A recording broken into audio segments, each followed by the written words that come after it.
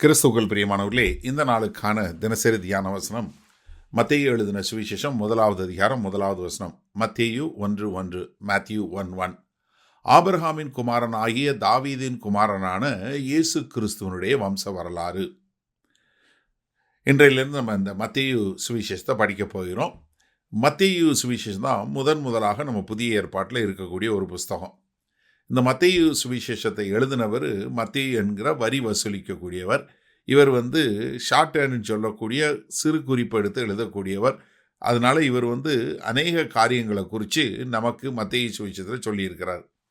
இந்த மத்தேயு சுவிசேஷம் பிரதானமாக யாருக்கு எழுதப்பட்டது என்றால் யூதர்களுக்காக எழுதப்பட்டது.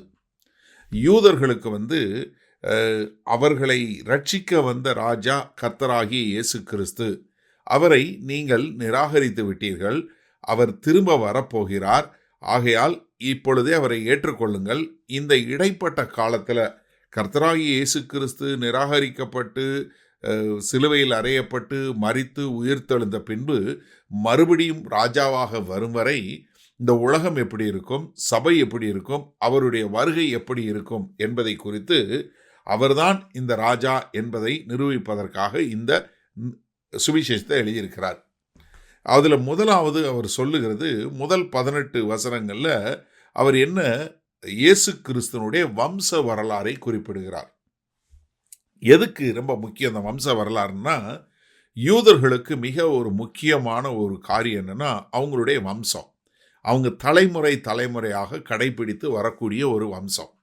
அதனால தான் அவர்கள் எங்கே வரைக்கும் எடுத்துகிட்டு போகிறாங்க, இயேசு கிறிஸ்துவனுடைய வம்ச வரலாறுன்னு சொல்லும்போது ஆபிரகாமில் தொடங்குறாரு. ஏன்னா ஆதியாகமம் 12வது அதிகாரத்தில் மிக தெளிவாக ஆண்டவர் சொல்லியிருக்கிறாரு, ஆபிரகாமுக்கு உன் மூலமாய் பூமியில் உன் சந்ததியின் மூலமாய் பூமியில் உள்ள எல்லாரும் ஆசீர்வதிக்கப்படுவார்கள் என்று சொல்லியிருக்கிறாரு.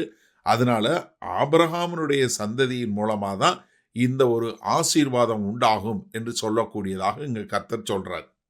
அப்போ அதை சொல்லுவதற்கு அவர் முதல்ல எடுக்கிறது என்ன, இந்த வம்ச வரலாறு. இவர் யாரு? ஆபிரகாமின் குமாரன், அதாவது வாக்குத்தத்தம் பண்ணப்பட்ட ஆபிரகாமின் குமாரன். அது மாத்திரமல்ல, அவர் யாரு? தாவீதினுடைய குமாரன். ஏன்னா தாவீதினுடைய குமாரன் என்கிற பதம் நம்ம தானியேல் 9வது அதிகாரத்தில் 25வது வசனத்தில் பார்க்கிறோம். அதாவது அவர் தாவீதின் குமாரன் என்று சொல்லக்கூடியதா. ஏன்னா கர்த்தர் தாவீதுக்கு ஒரு வாக்குத்தத்தத்தை கொடுத்தாரு, அந்த ஈசாயின் கிளையிலிருந்து வரக்கூடிய ஒன்று என்று சொல்லக்கூடியதாக. அப்படி ஆபிரகாமுடைய வம்சாவளியில் வந்த தாவீதினுடைய வம்சாவளியில் வந்த இயேசு கிறிஸ்துவனுடைய வம்ச வரலாறு என்று சொல்லக்கூடியதாக. இயேசு கிறிஸ்து அப்படின்னு சொல்லும்போது அதற்கு என்ன அர்த்தம்? அவர்தான் நம்முடைய இரட்சகர், அதாவது நம்முடைய இரட்சகராகிய ஆண்டவர் என்று சொல்லக்கூடிய, நம்முடைய ரட்சிப்பின் ஆண்டவர் என்று சொல்லக்கூடிய ஒரு அர்த்தமாக. அப்போ இந்த செய்தியை, இந்த சுவிசேஷத்தை வாசிக்கிற யூதர்களுக்கு என்ன தெரிய வேண்டும்?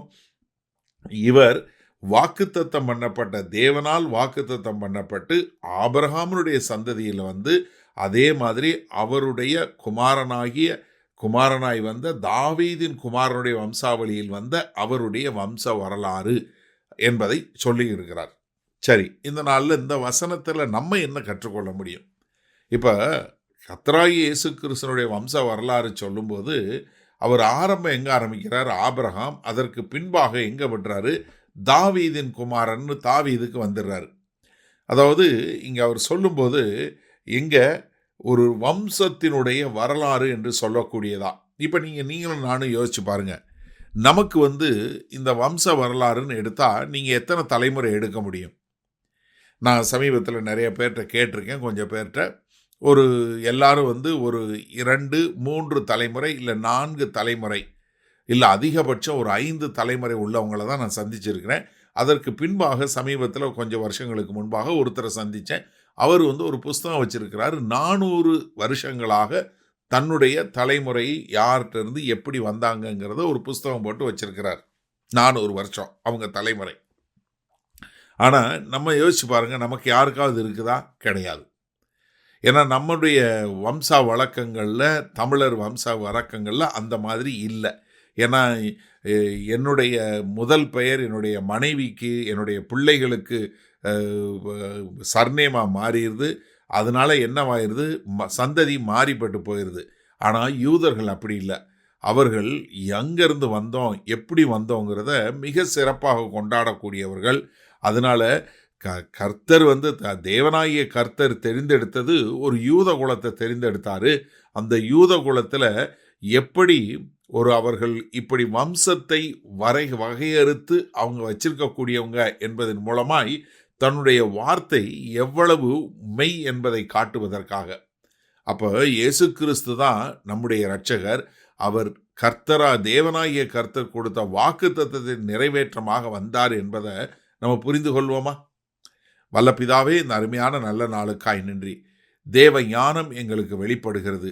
எப்படி தேவன் ஒரு தனி மனிதனை தெரிந்தெடுத்து அதன் மூலமாய் ஒரு வம்சத்தை உருவாக்கி அதன் மூலமாய் இயேசு கிறிஸ்து மூலமாய் இந்த பூமிக்கு ரட்சிப்பை கொண்டு வந்தார் என்பதை உணர்ந்து கொண்டு அறிந்து கொண்டு நாங்கள் வாழ எங்களை ஒப்புக் கொடுக்கிறோம்.